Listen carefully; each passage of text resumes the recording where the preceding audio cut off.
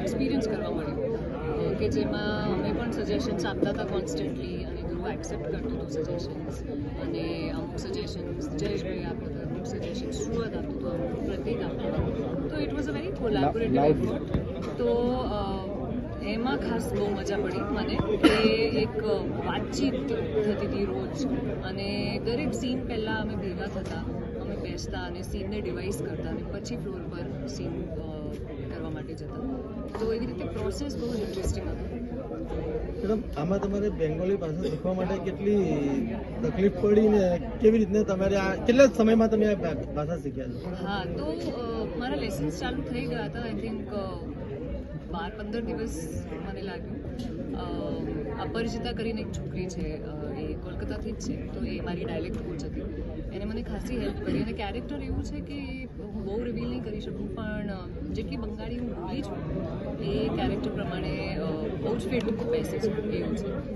બહુ શુદ્ધ પણ અમે નહોતા જોતા કે બહુ શુદ્ધ બંગાળી હોય એવું અમે નહોતા જોતા. તો જે આવ્યું છે, જે અડધું બંગાળીયા જે આવ્યું છે, it is very perfect according to the character.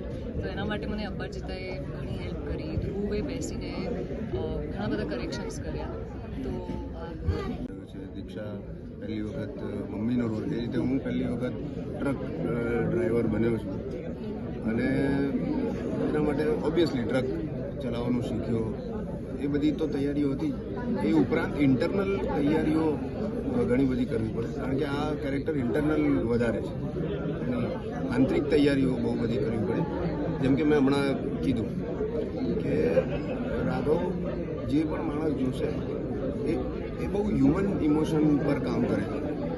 એટલે દરેક માણસને રાઘવના જીવનની ઘટનાઓ ક્યાંક ને ક્યાંક દેખાશે. એઝ ઇટ ઇઝ નહીં દેખાય, એનો પ્રકાર જુદો પણ દેખાશે. જેમ કે એક હોય, મેં કીધું ને, એક્સપેક્ટેશન અને રિયાલિટી. તો આપણને જે જોઈતું હોય એ પામવા માટે આપણે અમુક કામો કરી નાખીએ, જેના 2-3 રસ્તા હોય. આપણે જે રસ્તો પસંદ કરીએ એ રીતની આપણી રિયાલિટી બને, એટલે આખી સાયકલ કમ્પ્લીટ થાય. તો એ મજાની વાત એ છે કે સ્ક્રિપ્ટમાં એવું કેરેક્ટર છે પહેલી વખત કે ભાઈ એનું આખું કાર્મિક સાયકલ. કેરેક્ટર વિશે થોડીક મારા કેરેક્ટરનું નામ ઘનો છે અને જે તમે જયેશ સરનું કેરેક્ટર જોયું રાઘવ, તો એ રાઘવની સાથે ટ્રકમાં એની સાથે એનો શું કહેવાય ડ્રાઈવર છે અને અમે બંને જોડે જોઈએ છીએ અને આખા પિક્ચરમાં જે પણ ઘટનાઓ ઘટે છે અને જે પણ બધી વસ્તુઓ થાય છે એ આની સાથે. તો એ જે રાઘવ છે એની સાથે ઘનો છે અને આખી ફિલ્મમાં થ્રુ આઉટ એ ઘટનાઓ જે છે એ જીવે છે.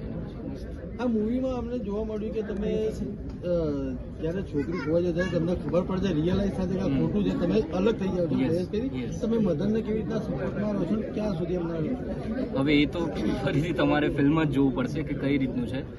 પણ હા, ફર્સ્ટ રિએક્શન જે મારું એ સાંભળીને જે હતું એ તો એ જ હતું કે આપણે આ બધી વસ્તુ ના કરવી જોઈએ. પણ એના પછી શું ટર્ન આઉટ થાય છે, એના પછી મારી અંદર શું વિચાર આવે છે કેરેક્ટરની અંદર, હવે એ બધું તમારે 3જી તારીખે